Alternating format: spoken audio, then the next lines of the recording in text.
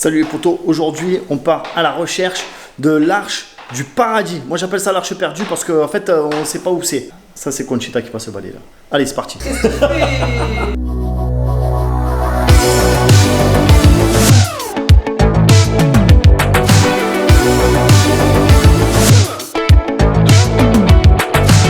Et ça je le sais, y'a comme une étoile dans ma vie.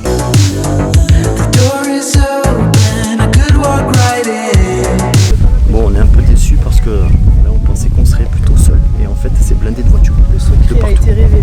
Le secret a été révélé et l'arche perdue elle est plus très perdue en fait je crois. La grande déception. Mais peut-être ils vont pas là-bas. Peut-être ils vont, je sais pas moi, ils ont repéré une autre grotte cachée. C'est un peu la jungle là. Je dois nous casser la gueule à toutes les 2 secondes. Que fait la mairie? Pourquoi les sentiers sont pas entretenus comme ça? C'est honteux. Où partent nos impôts? On met la boue. On est arrivé chez Peppa Pig. Là, je me sens un peu comme Indiana Jones, c'est la folie. Bon là on entend l'eau, là on n'est pas loin. C'est magnifique. Moi je rase tout, je fais couler une dalle. Dis ce que t'as fait à mon drone? Je l'ai mouillé. Ouais, il est tombé dans la flotte, dans la rivière complètement. Alors évidemment, si vous voulez me racheter un drone, les gars, j'ai un compte Tipeee, n'hésitez pas à faire des dons, ça m'aidera beaucoup. C'est magnifique là où on arrive.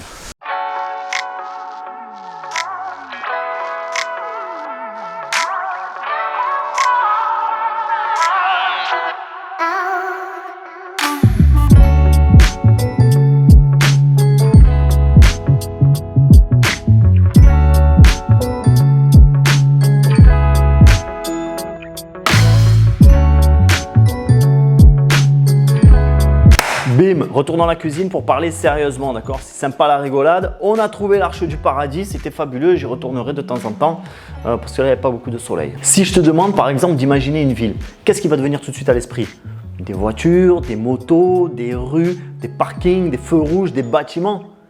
Pourtant, il y a d'autres choses dans les villes. Il y a également des parcs. Et là, les parcs, c'est intéressant parce qu'en fait, ça n'a aucune rentabilité. Tu vois, pour la ville, ça ne rapporte rien. C'est quelque chose qui a un coût, mais voilà, l'entrée est gratuite. Ensuite, il faut payer des employés municipaux qui vont l'entretenir. Tu vois, l'herbe, ça pousse, hein, c'est vivant. Donc voilà, on peut se demander quelle est la renta de ce genre de truc.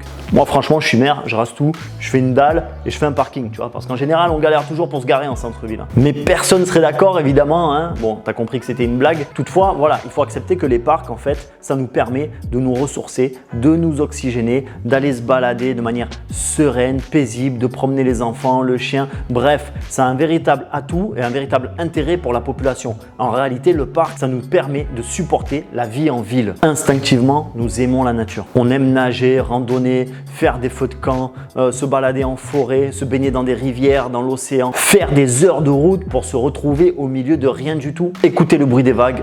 Regardez un coucher de soleil. Et même en ville, on préfère les grands espaces. Quand tu vas au resto, tu préfères avoir vue sur l'extérieur ou vue sur l'intérieur du restaurant. Les appartements les plus prisés, c'est ceux qui ont des balcons ou ceux qui n'en ont pas? Ceux qui ont vue mer ou ceux qui ont vue bâtiment?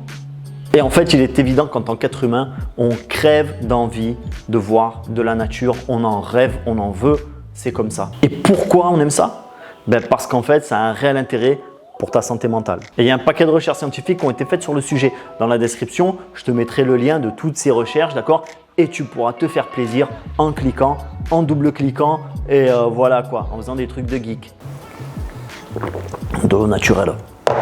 Ça fait plaisir. Par exemple, en 2013, 2015, 2017, 3 études ont associé une activité physique en extérieur avec une plus grande sensation de bien-être. Une autre étude en 2010 a par exemple démontré que les gens se sentent beaucoup plus vigoureux, beaucoup plus énergiques lorsqu'ils sont dans un cadre naturel, voire même simplement en regardant des images ou des vidéos de nature. Ou encore la même année, une méta-analyse de 25 études qui portait sur les effets de la nature a conclu que se retrouver dans un cadre naturel améliorait l'état émotionnel des sujets. Ce qui m'amène à l'étude de l'université de Stanford qui a été publiée en 2015. Alors je fais une petite parenthèse, il faut savoir que les citadins ont 20% de plus que les ruraux de développer des troubles de l'anxiété et 40% de plus de développer des troubles de l'humeur. C'est quand même intéressant à savoir. Et les personnes qui sont nées et qui grandissent en ville ont 2 fois plus de chances de développer de la schizophrénie. Voilà, fin de la parenthèse. Du coup, les chercheurs de Stanford se sont posé plusieurs questions. Tout d'abord, est-ce que l'exposition à la nature a un état sur la santé mentale? Si oui, quel est l'impact de la nature sur les émotions et sur l'humeur? Et enfin, l'exposition à la nature permet-elle de lutter contre la dépression, qui est un truc qu'on retrouve assez souvent aujourd'hui? Alors pour l'étude, ils ont mis un protocole très simple. Ils ont pris 2 groupes d'individus et ils les ont fait marcher 90 minutes par jour. Sauf qu'un groupe marchait au bord d'une route sur 4 voies très fréquentées et un autre groupe marchait dans un environnement naturel entouré de chênes et d'arbustes. Avant et après les marches de chacun des 2 groupes, les chercheurs mesuraient les fréquences respiratoires, cardiaques, faisaient des scans cérébraux et enfin leur faisaient remplir un petit questionnaire. Alors d'un point de vue physiologique, d'accord, sur les métriques cardiaques respiratoires, il n'y avait pas grand chose. En revanche, c'est au niveau du cerveau qu'ils ont remarqué les plus gros changements. Ça sèche la bouche de parler comme ça. Vous vous rendez pas compte que c'est un travail difficile, hein? Abonnez-vous à la chaîne, abonnez-vous à la newsletter. Voilà, comme ça au moins moi ça me rend service. Ils se sont aperçus que l'activité neuronale située dans le cortex préfrontal et plus précisément dans une zone qui est active lorsque on rumine des pensées négatives, eh bien cette activité neuronale avait tout simplement baissé, enfin en tout cas beaucoup plus, chez ceux qui se promenaient dans un cadre naturel par rapport à ceux qui se promenaient dans un environnement urbain. En d'autres termes, marcher dans un environnement naturel ou faire quoi que ce soit dans un environnement naturel permet de réduire le stress, l'anxiété et accessoirement de lutter contre la dépression. Et ça, c'est une bonne nouvelle. Et là, une question me vient à l'esprit direct, quoi. Pourquoi notre espèce serait-elle autant influencée par la nature? Après tout, à partir du moment où on vit en ville, on est bien, on a à manger, on dort en sécurité, ça pourrait être suffisant. On pourrait se contenter de ça pour être épanoui.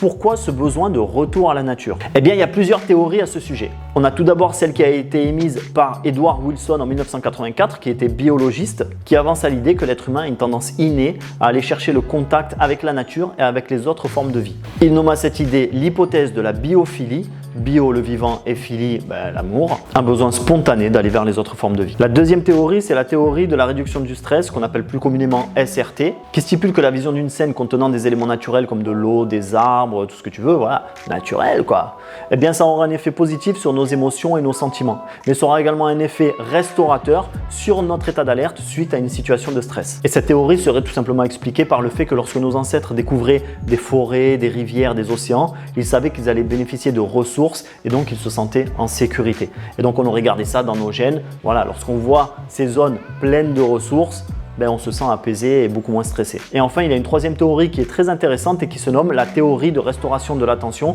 plus communément appelée ART ou ART, comme vous voulez. Elle a été émise par Rachel et Stephen Kaplan, qui sont tous les deux chercheurs en psychologie environnementale, et du coup, ils ont mis en avant 2 types d'attention différentes. La première, c'est l'attention dirigée, ou alors volontaire ou soutenue, qui est une attention consciente à ce qui nous entoure. Et la deuxième, l'attention involontaire, que l'on dit également spontanée ou non dirigée, et qui, elle, est moins focalisée sur des objets précis. Selon eux, l'attention dirigée est une ressource clé qui va nous permettre de nous focaliser longtemps sur des tâches bien précises.